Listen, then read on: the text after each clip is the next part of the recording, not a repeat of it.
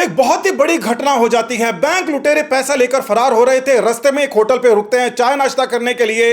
यहां पर 700 रुपए का बिल आता है। 500 रुपए पटक कर लुटेरे फरार हो जाते हैं, यानी कि यहां पर भी 200 रुपए चाय वाले को चपत लगा दी। इसके आगे की कहानी तो और भी दिलचस्प है। रियासत का राजा होता है अंग्रेजी सल्तनत का आखिरी वारिस, अपनी पुलिस को भेजकर चाय वाले के ऊपर ही मुकदमा दर्ज करा देता है। पुलिस को जबरदस्त तरीके से फोर्स किया जाता है कि सारा का सारा इल्जाम चाय वाले पर डाल दिया जाए, क्योंकि उस चाय वाले के साथ में रियासतदार की निजी रंजिश थी। और यहां पर मामला शुरू होता है संजीवनी क्रेडिट कोऑपरेटिव घोटाला, जिसके बारे में सच जानेंगे आप। जो संजीवनी का डायरेक्टर है वो शुरुआत के अंदर अशोक गहलोत के बेटे यानी कि वैभव गहलोत का बहुत ही नजदीकी था और वो काफी तेजी से ग्रो कर रहा था। उसके पास बहुत सारे पैसे इकट्ठे हो गए थे, वो अपने निजी स्वार्थ के लिए इस्तेमाल कर रहा था। अब ये सब घटनाएं होने से बहुत पहले की बात है। गजेंद्र सिंह शेखावत के पास में एक कंपनी थी जिसके पास में कुछ जमीन थी जो कि किराए पर उन्होंने सरकार से ली थी। सरकार एक नया रूल लेके आती है, वो कहती है कि जितने भी किराएदार जमीन के हैं वो इसको लीज के अंदर कन्वर्ट कर सकते हैं।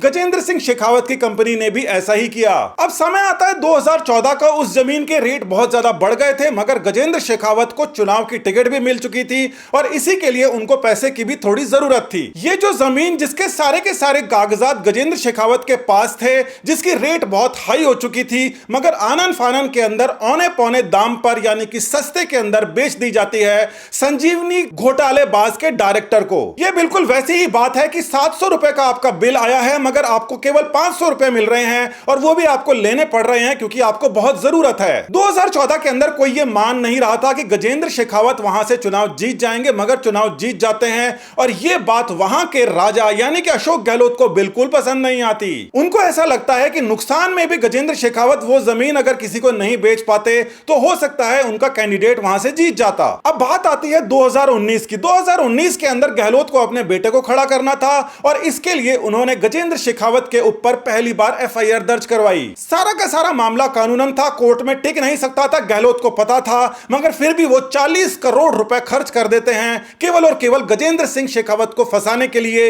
ये 40 करोड़ रुपए आपके और हमारे जेब से गए थे। भ्रष्टाचार निरोधक ब्यूरो के बीएल सोनी जो अभी अभी उन्होंने खुलासा किया है कि सारा का सारा काम धंधा छोड़कर निकम्मे और नाकारा अफसरों को वसूली में लगाकर जो काबिल अफसर थे उनको केवल और केवल इसलिए छोड़ दिया गया कि कैसे भी करके सचिन पायलट और गजेंद्र शेखावत को आप फंसाओ। पब्लिक के अंदर फैलाया जाता है कि जो घोटालेबाज जो औने पौने दाम पर लोगों से जमीनें खरीद रहा था, जिसके शिकार गजेंद्र शेखावत खुद हो चुके थे, गजेंद्र शेखावत को ही उसका मास्टरमाइंड करके फैलाया जाता है। चुनाव जीतने के लिए और अपने बेटे को आगे करने के लिए गजेंद्र शेखावत पर एक और आरोप लगाया जाता है कि उन्होंने विदेशों के अंदर इस पैसे को लगाकर और वहां जमीन खरीदी है। जबकि कोर्ट के सामने यह बात सामने आती है कि जो जमीन का जिक्र किया जा रहा है जो कि कानूनी रूप से खरीदी गई है, अफ्रीका हो चाहे कहीं पर भी हो, वो जमीन तो तब खरीदी गई थी जब संजीवनी का रजिस्ट्रेशन नहीं हुआ था, यानी कि सोसाइटी बनी तक नहीं थी। यानी कि वो जो चाय वाला था जिसके साथ के अंदर 200 रुपए की लूट हो गई,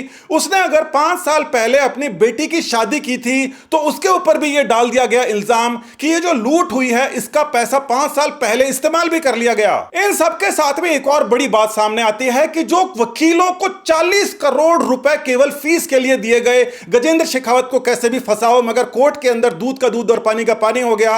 वो 40 करोड़ रुपए अगर पानी के लिए अशोक गहलोत आशापूर्णा सोसाइटी के सभी प्रोजेक्ट के अंदर लगा देते तो वहां के जो निवासी थे उनके शौचालय में भी मिनरल वाटर आ जाता। अब आज के समय जो जोधपुर के प्रत्याशी करण सिंह उचियारड़ा वहां पर लगे हुए हैं, वो ये कहते हैं कि मेरी सोसाइटियों के अंदर पानी इसलिए नहीं आया क्योंकि ये सारा का सारा पैसा गजेंद्र शेखावत के ऊपर 40 करोड़ रुपए खर्च हो गया जो अशोक गहलोत ने अपने वकीलों को दिया उनको झूठा फंसाने के लिए। एक और उदाहरण को आप समझिए कि विधानसभा के समय राजेंद्र गुढ़ा के ऊपर एक भयंकर संगीन मामला दर्ज किया गया था। मामला यह था कि 2 लड़कियां 2 लड़कों के साथ में फरार हो गई थी, कुछ पैसे भी लेकर चले गए थे। वो 150 अलग अलग जगह जाकर रुके, खाया पिया और इसी क्रम के अंदर वो एक दिन के लिए राजेंद्र गुढ़ा के आवास के ऊपर भी रुके जहां पर उन्होंने खुली व्यवस्था कर रखी है, कोई भी आओ रहो खाओ जाओ। उन 150 जगह की जगह केवल और केवल गुढ़ा के ऊपर इस प्रकार का केस दर्ज किया गया और यही बात होती है अंग्रेजी शासन के आखिरी वारिस की मानसिकता की कि किसी भी हालत में उनका जो दुश्मन है वो बदनाम होना चाहिए और पूरी पब्लिक के अंदर झूठ ही झूठ डाला जाना चाहिए। अंग्रेजी शासन का जो घटनाक्रम गोवर्धन सिंह के साथ हुआ, राजेंद्र गुढ़ा के के साथ हुआ, सचिन पायलट के साथ हुआ, वही गजेंद्र सिंह शेखावत के साथ में करने की पूरी प्लानिंग थी। मगर सभी के सभी लोग आज जनता के दिलों के अंदर बैठे हैं। नमस्कार।